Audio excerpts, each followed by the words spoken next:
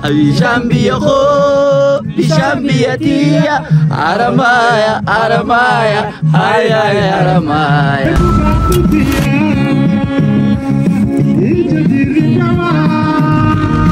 Maya dimna dunia bane wajinga mana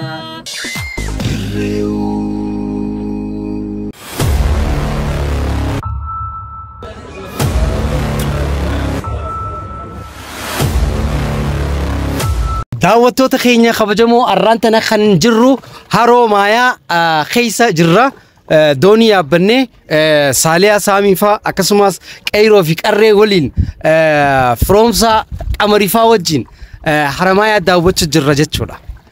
Namoonni naannoo biraa jirtan koottaatii Haramaya daawwadhaa. Dr. Jamaalii fi Dr. Ifrah magaalaa Haroomaya jijjiiruudhaaf Maya City akka ajaa'ibatti hojjechaa akka jiran agaruu jirra jechuudha. Isaaniinis galatoomaa jennaani Saalee akkamiin ilaalte Haramaya? Hedduu bareeddii nuti yeroo hedduu gara Hawaasaa fa'aa deemna turre. Amma namni bakka kana arge gaarreen isii yoo ilaalte akkanatti manneen duraan dursee amma asirratti waan hedduun ijaaramuu qaba jeen yaada.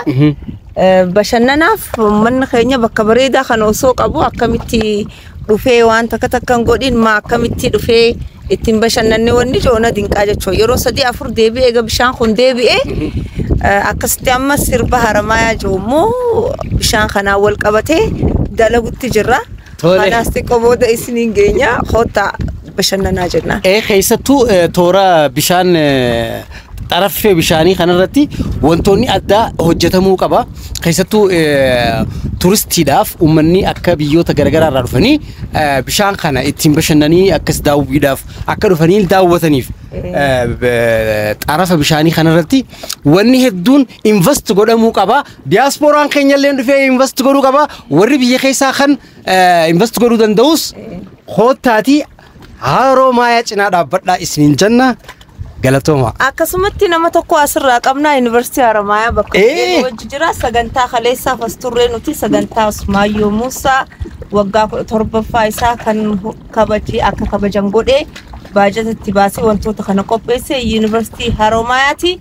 Kanaafuu achi keessammoo waan ajaa'ibaa jira kan namni keenya baruu qabu cancer centerii maqaa Alibirraatiin immoo dhiyoota achi keessatti kan lafa qabsiifamee jira. Biyya alaa tanatti hogguu namni dhukkubsatee waan ittiin lubbuun isaa dabartisanii maqaa wayii immoo moggaafamee akka foundation isaa ta'u waan tajaajila namoota dhibdeen akkasii irra geesse fakkeenya ta'uuf jajjabeessuuf waan hedduu godhama. Haala saniin asitti jira. Wantoota biraammas hedduu jira. Khanammoo ibsa kana inni waan kaleetee fi fuuldurammoo artistoota keenya akkaataa itti akkanatti kabajanii Yuunivarsiitiin kun waan gurguddaa hojjetaa jira. Waan jiru qabumee waan takka asad akka ajaa'ibatti nuuf ni ibsa jeetii yaada daqiiqaa muraasa keessatti. Galatooma wanti baay'een dubbatamee jira akkuma beekamu Yuunivarsiitiin Haramaya kana duraas artistootaas hawaasaas cinaa dhaabbachaa jira waan amma jalqabamee miti. Gara fuulduraattis hawaasa keenya cinaas ni dhaabbannaa dabalataan immoo cancer centerii maqaa Alibirraatiin moggaasnee maqaasaa leegaasii itti fufsiisuudhaaf wanti kunis moggaafamee jira. Itti aansee immoo artistoota keenya keessattuu artistoota buleeyyii hangafoo Yuunivarsiitiin keenya cinaa ni dhaabbata hawaasa keenya hunda cinaa ni dhaabbannaa jeetiin yaada hedduu galatooma. Guddisnee galateeffannaa Dr. Barreessituu kitaabaati isinis waan jettu qabdi. Rambo Haroomaya jirra Mayaan haroon tun deebi'u gammachuu guddoo qaba.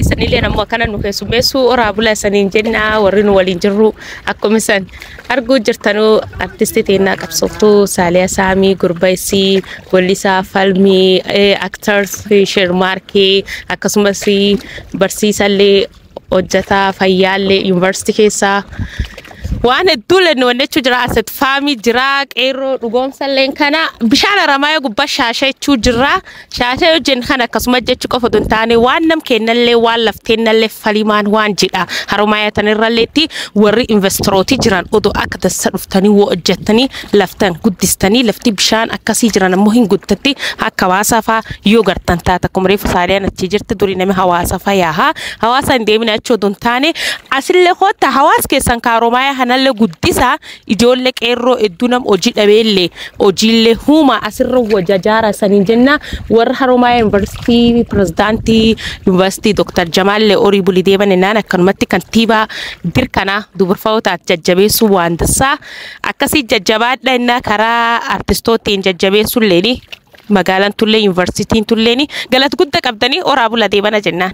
Funee kabajamtoota uummata Oromoo bakkuma jirtanii nagaaf jaalala keenya isin bira haa ga'u isin jechaa irraa kan argamtu kan itti argamnu bulchiinsa Maayaa Siitiidha.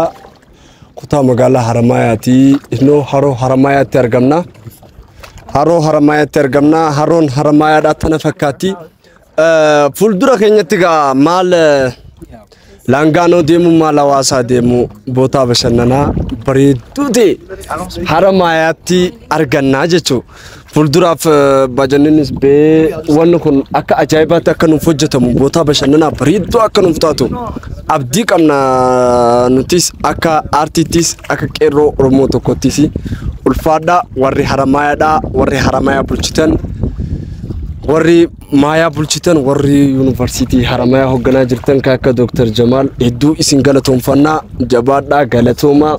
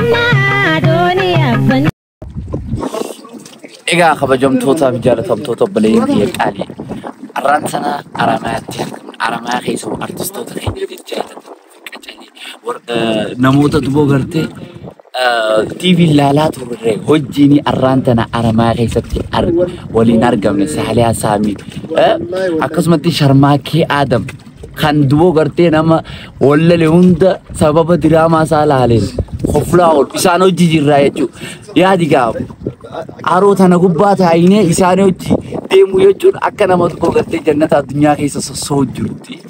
Isaanii hojii argamu jirraa arraa hedduu malee gammannee akkasumattis asat hojii argamna sagantaa Usmaayyoo Muusaa nama haala addaatiin akka utii waasi qabamuuf shoora guddaa warroota taphate.